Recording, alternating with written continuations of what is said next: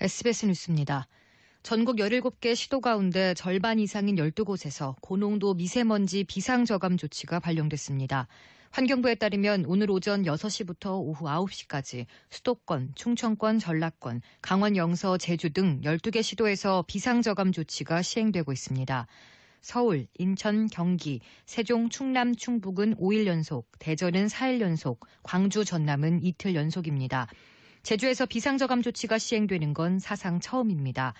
비상저감 조치가 발령되는 곳에선 행정 공공기관 차량 2부제가 시행됩니다.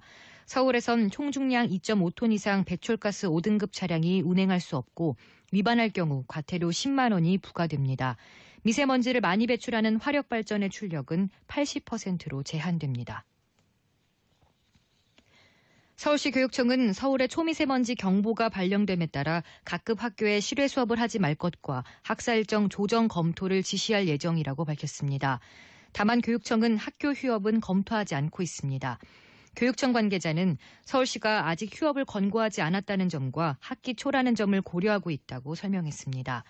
교육청 고농도 미세먼지 대응 실무 매뉴얼을 보면 미세먼지 경보 발령 시 유치원을 비롯한 학교들은 실외 수업을 단축 또는 중단하고 등하교 시간 등 학사 일정 조정을 검토해야 합니다. 더불어민주당과 정부는 미세먼지 원인 물질을 원천적으로 줄이기 위해 가용한 정책 역량을 총동원하기로 했다고 민주당 조정식 정책위의장이 밝혔습니다. 조 의장은 오늘 국회에서 열린 원내 대책회의에서 차량 운행 제한과 함께 공사장 먼지 저감 조치가 진행되고 있다며 미세먼지 발생이 많은 사업장을 대상으로 상시 감시 체계를 마련하겠다고 말했습니다. 이어 한중 협조 체제도 협약이나 협정 수준이 되도록 더욱 강화하겠다며 마침 지난달 한중 환경장관 회담을 통해 이 같은 체제 구축에 합의했다고 강조했습니다. 우리나라 1인당 국민 총소득 GNI가 선진국 진입의 기준으로 여겨지는 3만 달러를 처음으로 돌파했습니다. 한국은행은 지난해 1인당 GNI는 3만 1,349달러로 재작년 2만 9,745달러보다 5.4% 늘었다고 밝혔습니다. 이에 따라 1인당 GNI는 지난 2006년 2만 달러를 처음 돌파하고 12년 만에 3만 달러를 넘어섰습니다. 한국이 2만 달러에서 3만 달러까지 걸린 기간은 다른 국가보다 긴 편인데 금융위기를 거친 영향으로 분석됩니다. 일본과 독일은 5년, 미국과 호주는 각각 9년이 걸렸습니다. 한국은행은 또 지난해 실질 GDP 성장률이 2.7%를 보였다고 밝혔습니다. 이에 따라 우리나라는 2년 연속 2%대 성장에 머물렀습니다. 사법행정권 남용 의혹에 연루된 전현직 법관들이 오늘 재판에 넘겨질 전망입니다. 핵심 인물인 양승태 전 대법원장과 임종환 전 법원행정처 차장이 구속 기소된 데 이어 각종 의혹에 등장하는 전현직 판사들이 추가로 기소됨에 따라 9개월 가까이 진행된 사법농단 수사가 사실상 마무리됩니다.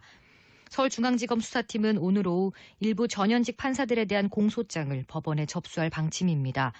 양승태 사법부에서 첫 법원행정처장을 지낸 차한성 전 대법관, 법원행정처 차장으로 일한 권순일 대법관과 강형주 전 서울중앙지법원장, 이규진 전 양형위원회 상임위원 등이 기소 대상으로 거론됩니다.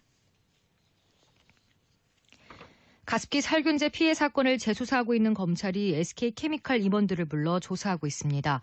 법조계에 따르면 서울중앙지법 형사 2부는 오늘 오전 10시 SK케미칼 이모 전무 등 임원들을 소환했습니다. 끝으로 날씨입니다.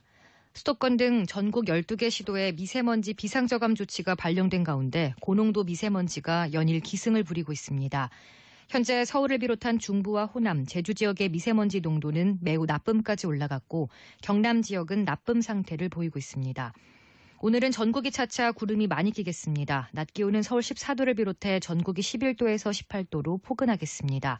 서울 경기와 강원 동해안, 전남 동부에는 건조주의보가 내려져 있습니다. 서울의 현재 기온은 8.6도입니다. 주시은입니다. 뉴스를 마칩니다. SBS 러브 FM